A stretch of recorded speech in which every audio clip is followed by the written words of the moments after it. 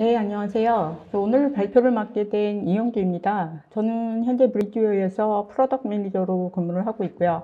OPC 서버인 캡서버와 OT 보안 솔루션인 인더스트리얼 디펜더 제품에 대한 교육과 마케팅을 담당을 하고 있습니다.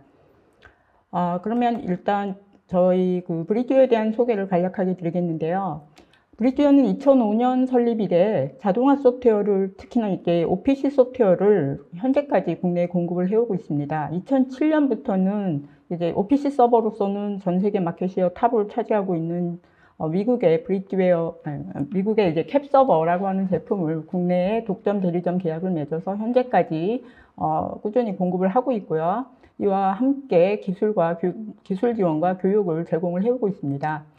또 하나, 작년에 이제 미국의 ICS 보안 솔루션인 인더스트리얼 디펜더와 국내 독점 대리점을 계약을 했어요. 그래서 국내 시장에 OT 보안 솔루션인 인더스트리얼 디펜더에 대한 공급도 작년부터 이제 시작을 하고 있습니다. 그래서 이제 오늘 주제도 앞서 말씀드린 두 가지 제품을 중심으로 해서 OPC UA에 대한 기능과 그리고 ICS 보안에 대한 내용을 위주로 해서 설명을 드릴 거고요. OPC UA가 이제 요즘 대두되고 있는 ICS 보안에 대해서 어떤 식으로 대응을 하고 그리고 어떤 규격에 어떤 식으로 상응을 하고 있는지에 대해서도 간단하게 설명을 드리도록 하겠습니다. 자, 그래서 오늘 주제 첫 번째로서 이제 OPC UA에 대해서 설명을 드릴 건데, 데이터 익스체인지는 사실 이제 OPC의 기본 기능이기도 하고요. 확장면에 있어서 OPC의 어떤 가장 중요한 기능 중에 하나이기 때문에, 우리가 이제 잠깐 간단하게 OPC의 개념과 함께 제가 설명을 드리도록 하겠습니다. 지금 보시는 화면은요, 자동차 도색 공정을 아주 간단하게 애니메이션으로 묘사를 한 건데요.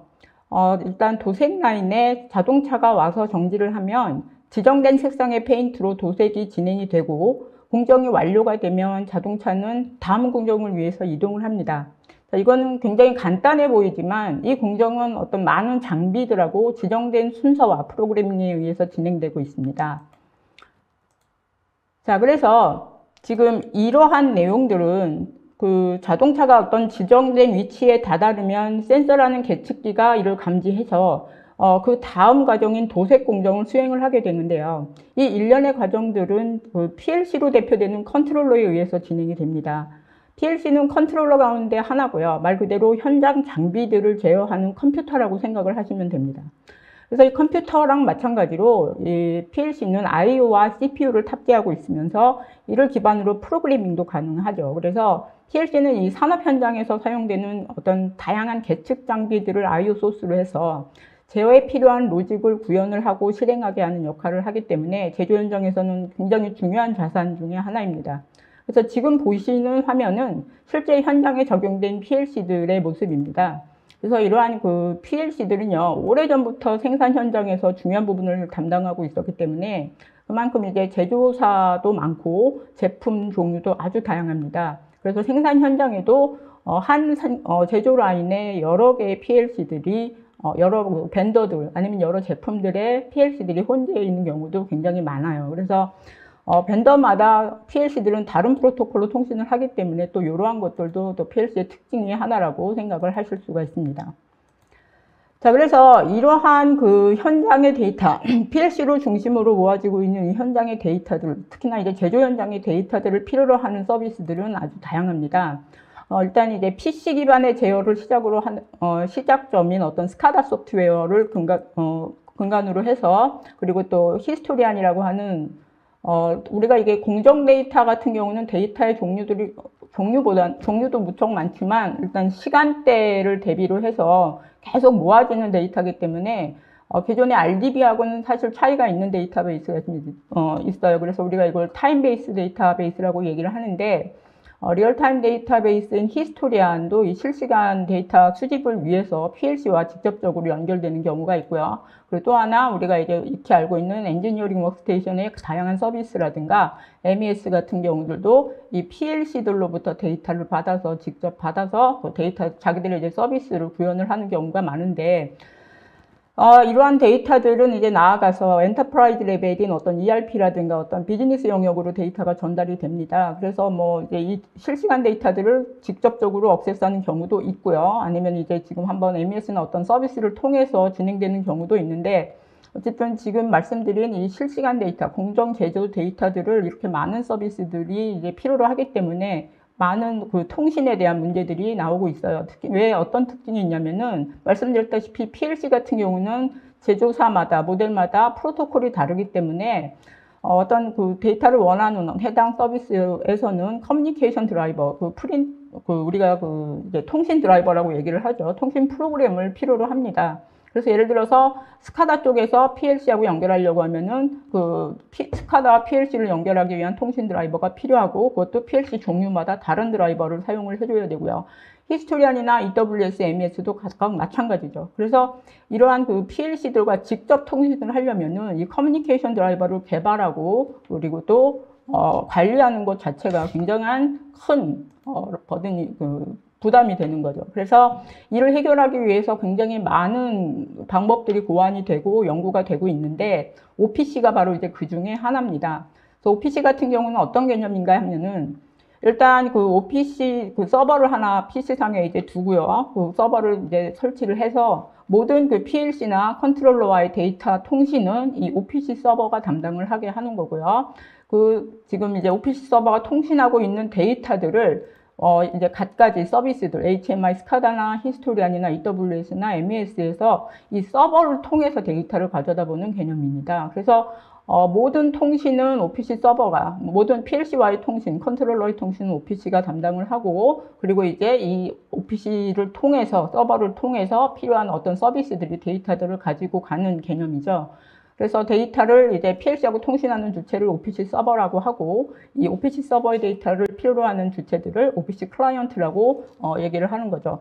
그래서 이제 OPC 클라이언트와 서버는 지금도 이제 굉장히 많이 사용이 되고 있고요. 조금 더 이제 기본적인 내용만 살펴보면, OPC는 1995년도에 이제 처음 발표가 됐습니다. 이제 그때 그 윈도우의 어떤 대성공으로 인해서 이제 마이크로소프트가 인더스트리 쪽에서 이제 어떤 하드웨어 업체랑 소프트웨어들의 어떤 몇 업체를 조인을 해서 단체를 하나 만들었어요. 그 단체가 바로 이제 OPC 파운데이션이라고 하는 단체고요. 그 OPC 파운데이션은 지금까지도 굉장히 활발히 활동을 하고 있는 단체고, OPC에 대한 모든 것들을 관리하고 버전업과 뭐 여러 가지 이제 새로운 기술 적용 등을 다 모두 담당을 하고 있는 그러한 단체입니다.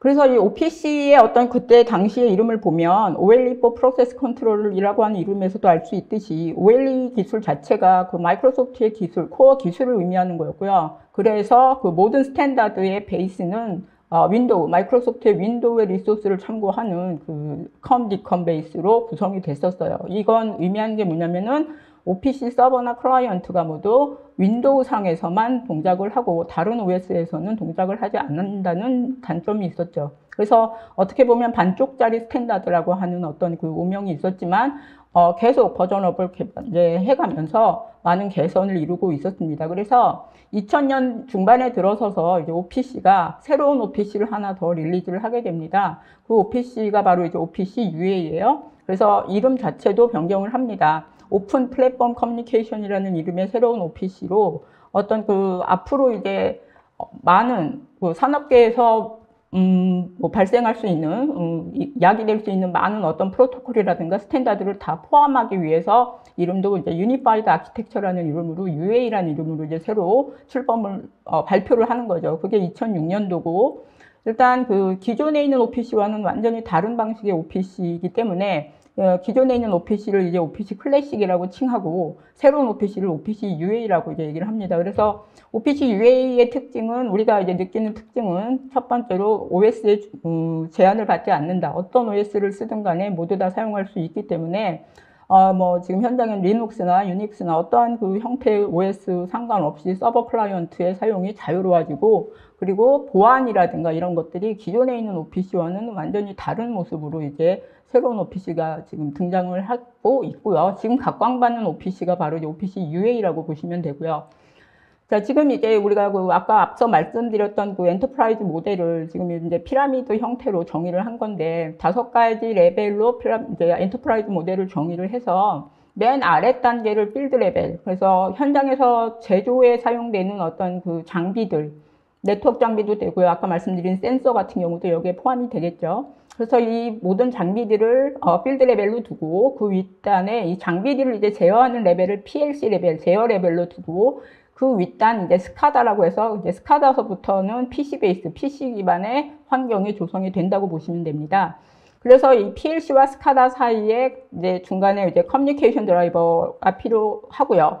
이 모든 이 커뮤니케이션 드라이버의 통신을 통해서 이제 위에 있는 PC상의 모든 서비스와 호환을 하게 되는데요. 이 모든 곳에 이제 OPC UA로 대체가 될 수 있다라는 거고요. 그 상단 MES와 엔터프라이즈 레벨의 모든 서비스까지도 OPC UA와 모두 이제 대체가 될 수 있고요. 그 모든 것을 통합하는 매체로도 OPC UA가 사용이 될 수 있고 아니면 부분마다도 OPC UA가 사용이 될 수 있기 때문에 필드 레벨에서 매니지먼트 레벨, 그 최상단 레벨까지 모든 것을 아우르는 통합적인 데이터 인터페이스로 OPC UA가 각광을 받는 이유라고 이제 설명드릴 수가 있겠습니다. 그래서 이러한 이제 OPC UA 같은 경우를 이제 가장 우리가 쉽게 테스트하고 우리가 이해할 수 있는 게 바로 이게 캡 서버라고 하는 지금 제가 설명드린 이제 OPC 서버 툴인데요. 캡 서버 같은 경우는 이제 지금 뭐 전 세계적으로 가장 많이 사용되는 OPC 서버 툴입니다. 그래서 이 이유 자체가 아까 그 OPC 서버의 특징이자 가장 큰 중요한 기능이 그 밑단 컨트롤러, 데이터 소스와 연결하는 커뮤니케이션 드라이버인데요. 캡 서버 같은 경우는 150개 이상의 커뮤니케이션 드라이버를 제공을 해요. 그래서 어지간한 PLC라든가 DCS 컨트롤러뿐만이 아니라 지금 산업 전반에서 사용되고 있는 다양한 프로토콜들, 그리고 심지어 ODBC 같은 데이터 인터페이스와 같은 데이터 소스에 관한 것들도 전부 다 커뮤니케이션 드라이버로 제공을 하고 있습니다. 그래서 이러한 다양한 데이터 소스를 OPC화해서 지금 이제 다양한 서비스로 뿌려줄 수 있는 그 기능이 탑재되고 있다는 거죠. 그래서 150가지의 이제 드라이버를 통해서 OPC 서버로 이제 들어온 데이터들을 외부에 있는 서비스로 이제 다양한 방식으로 또 배포를 해줄 수가 있어요. 이것을 이제 데이터 익스텐션이라고 뭐 하는 측면으로 볼 수도 있고요. 그래서 첫 번째가 ODBC를 지원하는 그 외부의 어떤 MS SQL이라든가 오라클이라든가 뭐 요즘 이제 새로운 데이터베이스들 굉장히 많죠. 어쨌든 ODBC 드라이버를 지원하는 모든 데이터 그 베이스 쪽에 쉽게 뭐 마우스 클릭 몇 번만 하면 OPC의 데이터를 쉽게 포팅할 수 있는 그러한 기능도 있고요. 그 다음에 아까 말씀드린 이 캡 서버 자체에서 이제 그 히스토리안이라고 하는 데이터베이스를 만들 수가 있습니다. 그래서 공정 데이터는 사실 굉장히 밀리세컨 단위로 움직이기 때문에 양도 무지 많고 태그 수도 포인트 수도 엄청 많습니다. 그래서 그러한 그 데이터들의 특성에 맞게 압축이라든가 아니면 활용이 되게 엄청 그 자유롭게 고안된 타임 베이스 히스토리안 기능을 또 제공을 하고 있습니다. 그리고 요즘에 이제 MES 레벨에서 많이 이제 사용이 되고 있는 그 클라우드 베이스라든가 아니면은 어떤 그 IoT 프로토콜들 REST API라든가 MQTT 그리고 PTC에서 지금 이제 사용을 하고 있는 그 띵웍스 플랫폼 이러한 그 MES라든가 엔터프라이즈 모델에 대한 그 커넥션이 굉장히 자유롭습니다. 그래서 REST API 서버라든가 MQTT 브로커 같은 경우에 필요한 서버 정보만 알고 있으면은 간단하게 입력만으로도 그 캡 서버의 그 서버의 데이터들을 그러한 서비스들로 간단하게 포팅을 할 수 있는 그러한 기능들도 제공을 하고 있고요. 또 하나의 그 마지막으로 이제 캡 서버의 기능이라고 한다면은 OPC 서버 타입이 아까 말씀드렸다시피 두 가지가 있다고 말씀을 드렸는데 UA 타입의 OPC 서버를 클래식 타입으로 바꿀 수 있고요. 클래식 타입의 OPC 서버를 UA 타입으로도 바꿀 수가 있어요. 그래서 기존에 있는 OPC 서버 타입이 뭐 혼재되어 있다거나 서버 타입이 뭐 이것저것 많다. OPC 서버들이 그거를 하나로 만약에 통합을 해서 관리를 하고 싶다. 그랬을 때 캡 서버를 이용을 하시면 아주 간단하게 이제 드라이버를 통해서 간단하게 구현을 하실 수 있는 그러한 특징이 있다라고 말씀을 드릴 수가 있습니다. 자, 그래서 일단은 이제 이러한 내용들을 이제 근간으로 해서 그러면 오늘 이제 토픽인 그 보안에 대해서 좀 자세히 말씀을 드릴 건데요.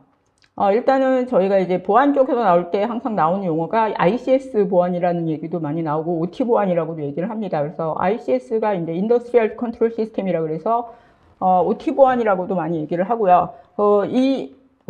우리가 IT 영역과 OT 영역으로 구분을 많이 하죠. 그래서 필드 레벨을 보통 OT 영역이라고 하고 비즈니스 레벨을 IT 영역이라고 구분을 했을 때 이제 지금까지는 IT 영역에서 그 보안은 사실 우리가 많이 익숙하고 지금도 많이 이루어지고 있는데 OT 보안 쪽은 사실은 지금 우리나라, 특히나 이제 우리나라 같은 경우는 거의 시작 단계라고 보셔도 될 겁니다. 그래서 그 OT 보안에 대해서 이제 지금 굉장히 피해 사례도 워낙 많이 급증을 하고 있고 그래서 어떤 그 이제 솔루션들이 지금 굉장히 많이 나오고 있는데 그럼 이러한 배경에서 OPC-UA는 어떻게 대응을 하고 있는지 제가 먼저 이제 설명을 드릴 건데 일단 그 앞서 이제 ICS 보안, OT 보안 쪽 그 상황에 지금 뭐 이제 일반적인 현상에 대해서 간단하게만 설명을 드리면 아까 제가 이제 설명드렸던 엔터프라이즈 존과 그 매니팩처링 존, 그러니까 IT 존과 OT 존에 대한 그림인데요. 보통은 그 IT 존은 인터넷으로 연결되어 있는 경우가 많습니다. 그래서 이제 인터넷을 이용해서 여러 가지 서비스, 클라우드도 그렇고 뭐 많은 서비스들이 그 비즈니스 레벨에서 진행이 되는 게 이제 당연한 거고요. 근데 이제 요즘에는 어떤 추세가 IT와 OT의 융합이 추세이기 때문에 이 OT 영역의 어떤 네트워크와 IT 영역의 네트워크에 있는 그 데이터들이 이제 혼재해서 사용돼야 되는 서비스들이 급증을 하고 있어요. 그래서 기존에는 OT 영역들은 폐쇄망, 거의 폐쇄망에 가깝게 운영이 되고 있었고 지금도 그것을 고수하려는 움직임이 뭐 물론 많습니다만 어쨌든 스마트 팩토리라든가 여러 가지 이제 트렌드 기술 트렌드에 의하면 OT망에 있는 데이터들을 IT망으로 이제 올려주지 않으면 안 되는 그런 이제 움직임이 있기 때문에 이런 경우에 발생할 수 있는 보안에 대한 대책이 굉장히 이제 절실해지고 있는 추세입니다. 대부분의 이제 해킹이 인터넷을 통해서 이렇게 이제 OT망을 타고 들어가서 나오는 경우들이 참 많거든요. 그래서 이제 그러한 것들에 대해서 어떻게 대책을 하느냐. 그래서 이제 이런 상황에서 지금 현재 보면은 이제 여기에 보면 가장 많이 나오는 이제 용어들인데요. 인더스트리얼 DMZ라 그래가지고 그 OT 영역과 IT 영역에서 데이터들이 이제 모이는 어떤 공간이라고 버퍼링 되는 공간이라고 보시면 되는데 주로 이제 MES나 히스토리안 같은 경우가 이제 이쪽에 많이 포함이 되는데 OT 데이터를 IT로 이제 넘겨서 아니면 같이 이제 머지를 해서 이제 제공을 하는 서비스들을 의미를 합니다.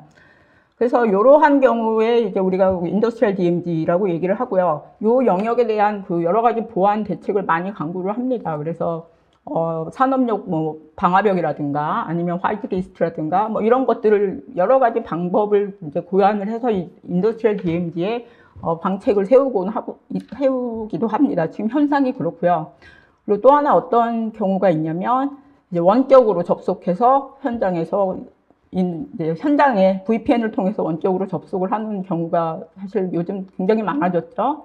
특히나 이제 팬데믹을 겪으면서 이런 추세가 이제 더 가속화가 될 텐데, 어쨌든 지금 이제 엔터프라이즈, 전사적으로 우리가, 네트워크에 대한 모델링은 이렇게 정의를 할 수가 있어요. 그러면 이제 이러한 상황에서 발생할 수 있는 사이버 공격이 어떤 게 있는지를 먼저 제가 말씀을 드리면, 첫 번째가 이제 그 IT 레벨은 당연히 지금 인터넷으로 연결이 돼 있으니까 피싱에 대한 위험이 노출이 돼 있겠죠. 그리고 또 하나가 뭐가 있냐면은 OT 영역이라 할지라도 우리가 이제 HMI 스카다나 아니면은 뭐 스카다든 뭐든 작업자들이 뭐 수정을 한다거나 어떤 업그레이드를 하는 것을 통해서 그런 이제 작업을 위해서 잠시 랩탑을 연결을 한다거나 아니면 USB나 어떤 외장 하드 같은 것을 잠시 연결을 하는 경우들이 사실 있긴 있습니다. 물론 뭐 많은 그 승인 절차를 통해서 이루어지긴 합니다만은 없지는 않은 상황이니까 이제 그런 과정을 통해서 감염되는 경우도 많이 있고요.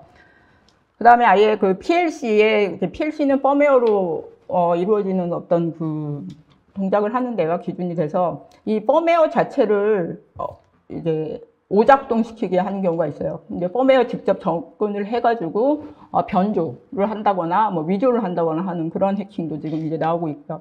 또 하나는 리모트 유저에 의해서 이제 외부에서 잘못된 접근으로 인해서 내부 이제 그 회사망에 어떤 그 위험에 노출을 시킨다거나 하는 이러한 위험들이 이제 잠재해고 있는 거죠. 그래서 지금 이제 보이시는 게 이 퍼듀 모델이라 그래서 지금 보셨던 이제 여러 가지 이런 엔터프라이즈 모델을 이런 식으로 이제 표로 정의를 해서 각 계층에서 일어날 수 있는 다양한 이제 시큐리티 보안에 대한 위협과 그 다음에 그거에 대한 대책들을 이렇게 이제 표로 많이 정의를 하는데 이럼에도 불구하고 이제 지금 ICS 보안에 대한 피해 사례는 계속 보고가 되고 있는 상황입니다. 엄청 많고 급증을 하고 있어요. 그래서 가장 큰 보안 위협 사례로 보면은 최근에 발생한 것 중에는 2021년도에 이제 발생한 미국의 그 콜로니얼 파이프라인의 랜섬 공격이 이제 큰 이슈가 되고 있었죠. 그래서 이 콜로니얼 파이프라인은 미국 동부 해안 지역에서 소비되는 연료의 45%를 단독으로 보급을 하는 중요한 그 기반 시설입니다.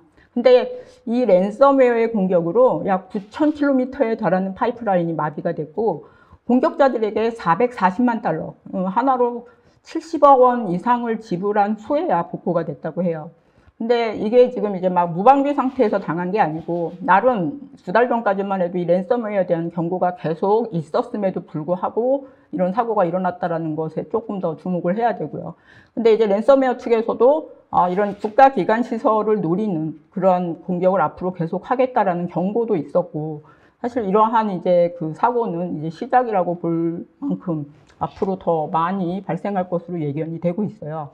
그래서 보통 이제 이러한 ICS 보안이 어떠한 문제를 일으키냐 보면은 네트워크를 아예 이제 차단을 시킨다거나 아니면은 PLC에 직접 아까 말씀드린 PLC에 직접 침범을 해서 펌웨어 같은 것을 조작을 한다거나 아니면은 스카다 같은 것, 그러니까 PC베이스니까 스카다에 접근을 해서 PLC로부터 이상한 값을 제어 값으로 날리게 하는 거죠. 그래서 뭐 어떤 장비를 망가뜨린다거나 하는 그러한 이제 결과로 나올 수도 있는 거고요. 아니면은 ICS 단에 있는 소프트웨어에 뭐 악성 코드를 감염시킨다거나 하는 정말 많은 방법으로 해킹이 가능하기 때문에 이러한 그 위협은 지금 이제 점점 늘어나고 있습니다. 근데 말씀드렸다시피 이쪽 OT 쪽에 관련된 인더스트리 쪽에 관련된 이런 사고는 한 번만 나도 피해 규모가 어마어마합니다. 그래서 아까 말씀드렸다시피 우리 한 번의 예를 봐서도 그래서 이러한 보안은요 이제 사전에 점검을 하고 항상 예방을 하기 위해서 최선을 다하는 그런 이제 그 준비가 필요하다고 생각을 해서 지금 이제 각국에서는 어떤 식으로 대응을 하고 있는지를 이제 한번 보여드리면 일단은 보시면은 지금 보시는 기준들은 이제 해외에서 규정하고 있는 ICS 보안 규정들입니다. 그래서 북미나 유럽을 중심으로 해서 이제 ICS 보안에 대한 규정들이 지금 활발히 이루어지고 있고요. 특히나 이제 미국 같은 경우는 지금 어떤 특정 사업을 하기 위해서는 보안 기준을 이런 엄격하게 이제 준수를 해야지만 비즈니스를 할 수 있는 자격이 주어질 정도로 이제 점점 이 보안 기준에 대한 그 강화가 중요시되고 있고요. 우리나라 같은 경우는 이제 이 해외의 어떤 보안 규정들을 모델로 삼아서 2020년 4월 8일에 이제 한국형 보안 기준, ICS 보안 규정을 발표를 했습니다. 그래서 대부분 이제 우리가 그 해외에서 많이 봤던, 참고로 삼았던 그 규정이 IEC 62443이고요. 보면은 이 국내에서 보안 규정에서 정의한 어떤 요구사항들은 이렇게 보시다시피 7가지로 지금 정의가 되고 있어요. 그래서 대부분 이제 사용자 인증이라든가 인증하는 방식에 대한 것들, 그 다음에 사용자뿐만이 아니라 디바이스에 대한 인증이라든가 이런 것들을 이제 하고 그 데이터는 어떻게 암호화할 거고 어떻게 무결성을 지킬 것인가 하는 것들에 대한 것을 이제 쭉 나열을 하고 있습니다. 그래서 이제 이 지금 한국형 모델은 지금 우리가 이 보안의 기준을 4단계로 구분을 해서 1, 2, 3, 4 해서 뭐 이제 1레벨만 지키는 거, 2레벨까지 뭐 준수된 거 이런 식으로 이제 보안 등급을 나눠서 그 등급 내에서 지정이 돼야 되는 보안 기준들을 설명을 하고 있고요. 그래서 이제 우리가 뭐 보면 많이 나오는 용어들, 제가 뭐 여기서 이제 뭐 보안에 대한 알고리즘을 설명을 드릴 건 아니지만 많은 내용들, 항상 나오는 내용들이 이제 나오는 내용이 그 인증과 인가에 대한 부분이고, 이거를 증명할 수 있는 방법적인 면에서 나오는 그 국제 표준이 이제 뭐 X509, 뭐 PKI. 그래서 이제 X509 같은 경우는 국제 표준인데요. 그 PKI가 이제 공개 키 방식이라고 해서 뭐 자료들도 많이 있습니다만은 데이터를 주고받는 어떤 그 서로의 주체들, 두 개의 주체들이 어떤 키를 가지고 서로를 인증을 하게 되는데, 그 과정에 있어서 이 키가 정말 믿을 만한 키냐라는 게 이제 그 서티피케이션 뭐 어떠리티 뭐 그래가지고 CA라고 하는 곳에서 이제 인증서 방식으로 서로를 자격을 증명을 하고, 그 인증서에 대한 것들을 이제 우리가 국제 표준으로 만든 게 X509라고 보시면 됩니다. 그래서 국내에서도 지금 이제 이런 식의 방식의 데이터 뭐 인증과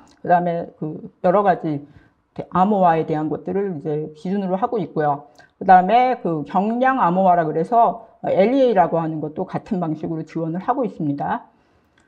자, 그럼 이런 백그라운드로 했을 때 OPC가 그러면 어떤 식으로 적용이 되냐? OPC 같은 경우는 지금 이제 그 보시다시피 트랜스포트 레이어 위에서 이제 적용이 됩니다. 그래서 보안된 채널이 일단 셋업이 돼야 돼요. 서버랑 클라이언트 간에 이런 식으로 시큐어 레벨에서 보안을 서로를 이제 믿을 수 있는 어떤 그런 인증 과정을 거치게 됩니다. 그래서 이 인증 과정을 거치게 되면은 그때서야 데이터 교환이 이루어지는데, 이때 인증에서 이제 사용되는 기술이 아까 우리 앞에서 봤던 뭐 X509라든가 그다음에 베이직 26, SHA-26 다 이제 그 X509에 기반을 했기 때문에, 이러한 그 백그라운드로 봤을 때 OPC UA가 이런 ICS 보안 기준에서도 봤을 때 모든 것을 만족을 하는 어떤 그 표준이 되기 때문에, 더더군다나 이제 우리가 스마트 팩토리나 이런 것을 했을 때 OPC UA를 이용을 함으로써 좀 더 안전한 그 데이터 통신을 이룰 수 있다, 인터페이스를 이룰 수 있다라고 개런티가 될 수 있는 거죠.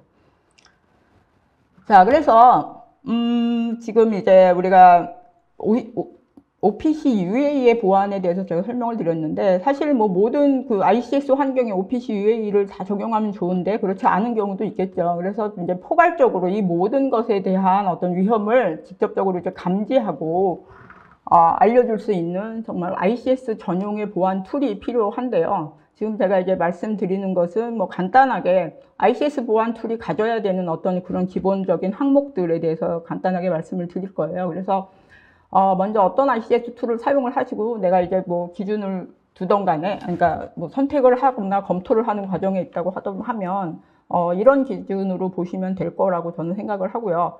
그래서 맨 처음에 보셔야 되는 게 이제 어셋이라고 하고 자산이라고도 많이 얘기를 하죠. 그건 IT뿐만이 아니라 OT, OT, IT 모든 보안 솔루션에서 마찬가지인데, 이 자산 관리, 내가 도대체 그 보호해야 되는 대상이 뭔지를 내가 먼저 파악을 하는 게 되게 중요하거든요.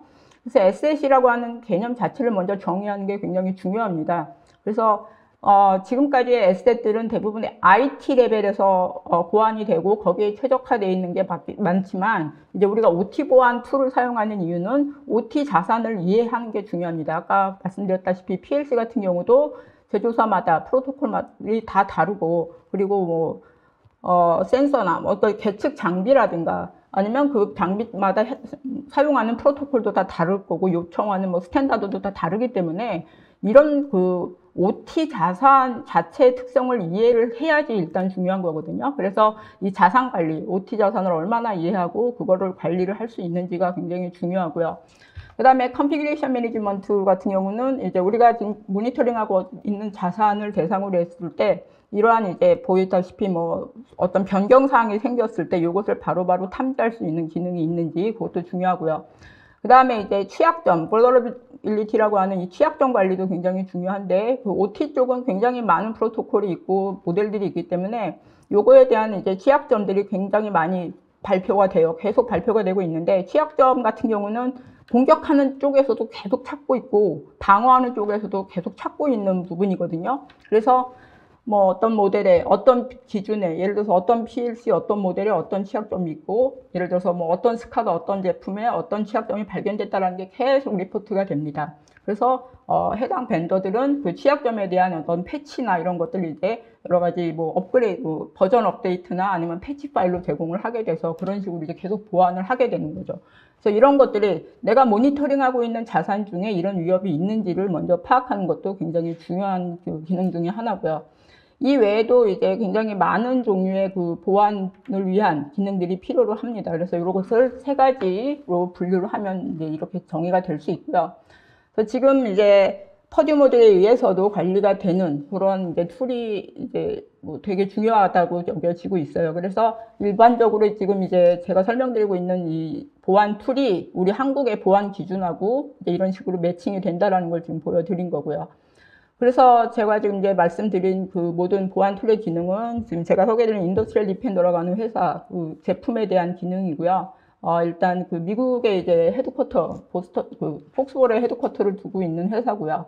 그래서 지금 이제 저희 그 브리지오에서 한국에는 독점적으로 배포를 하고 있습니다. 그래서 혹시라도 이제 추가적인 의문사항이라든가 아니면은 뭐 궁금하신 사항이 있으면 보이시는 연락처로 연락을 주시면 저희가 언제라도 안내를 해드리겠습니다. 네, 이상입니다.